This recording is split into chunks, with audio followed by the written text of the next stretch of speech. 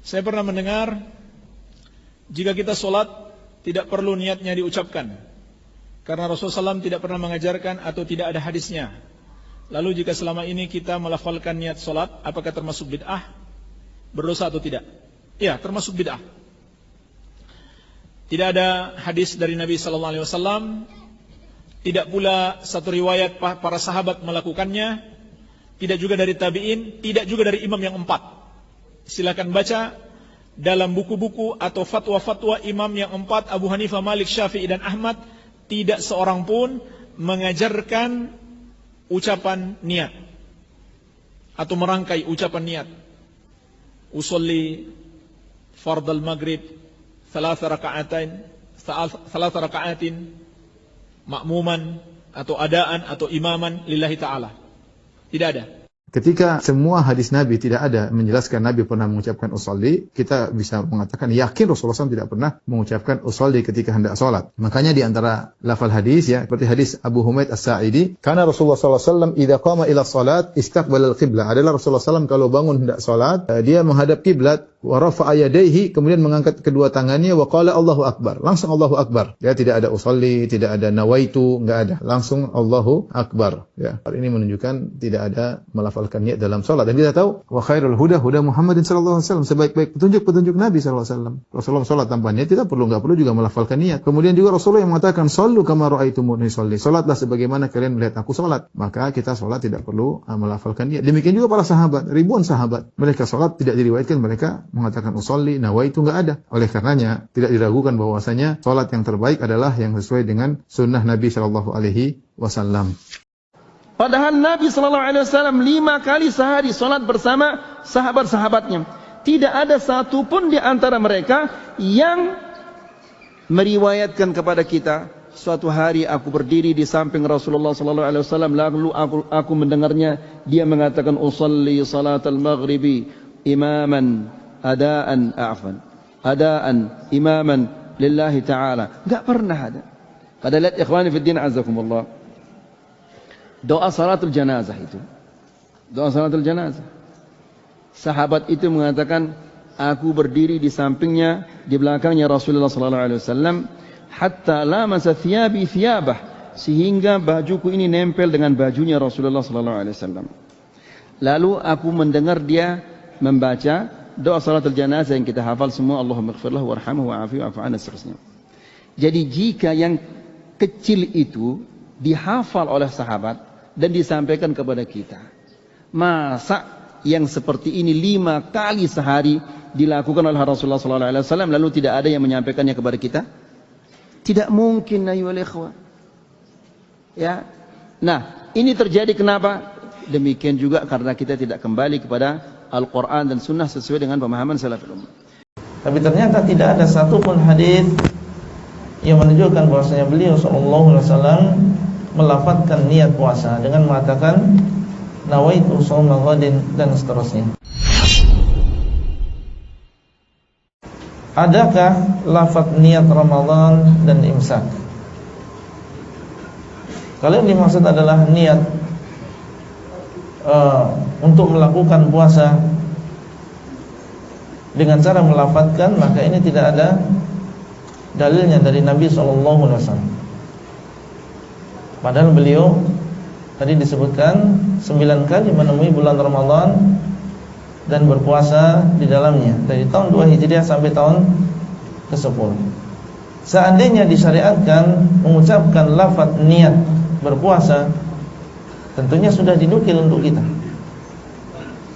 dan disebutkan di dalam hadis yang sahih atau yang hasan. Tapi ternyata tidak ada satupun hadis yang menunjukkan bahwasanya beliau sallallahu alaihi wasallam melafadzkan niat puasa dengan mengatakan nawaitu shauma ghadin dan seterusnya. Ya. Adapun kalau yang dimaksud adalah niat di dalam hati, maka iya harus. Ya.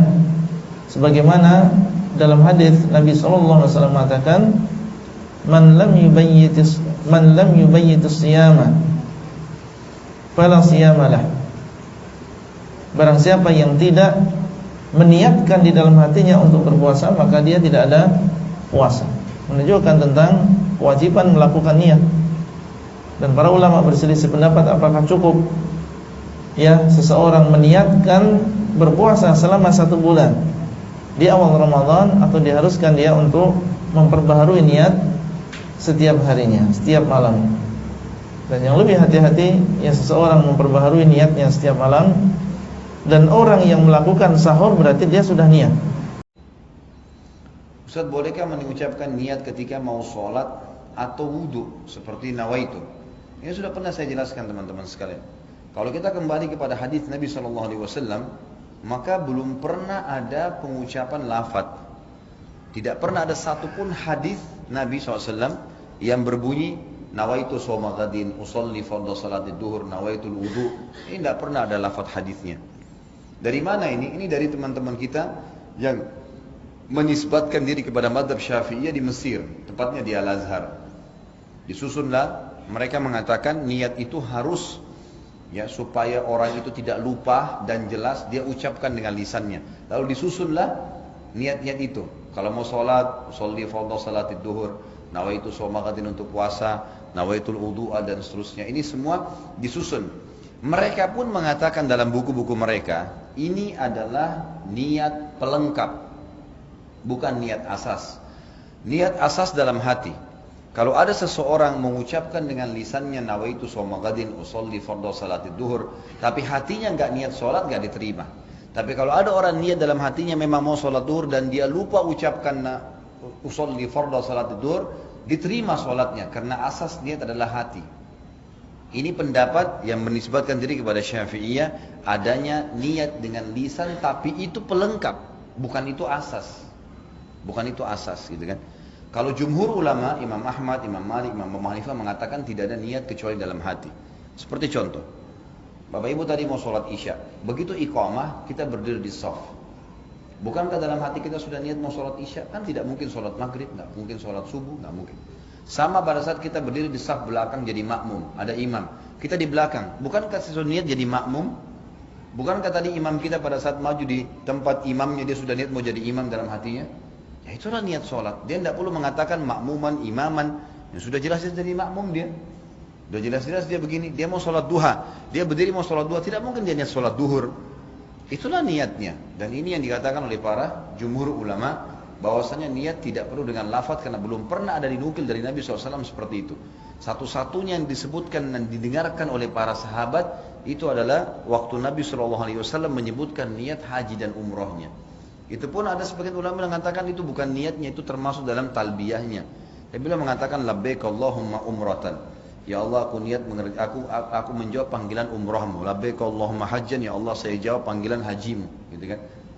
Jadi Allah alam, yang saya melihat pribadi, saya melihat dari apa yang telah dituliskan para ulama ini, kita kembali kepada jumhur ulama yang mengatakan tidak ada lafaz niat, karena dalam pemahaman pun ini bukan dari Imam Syafi'i ya, dari pengikut Imam Syafi'i yang datang setelahnya.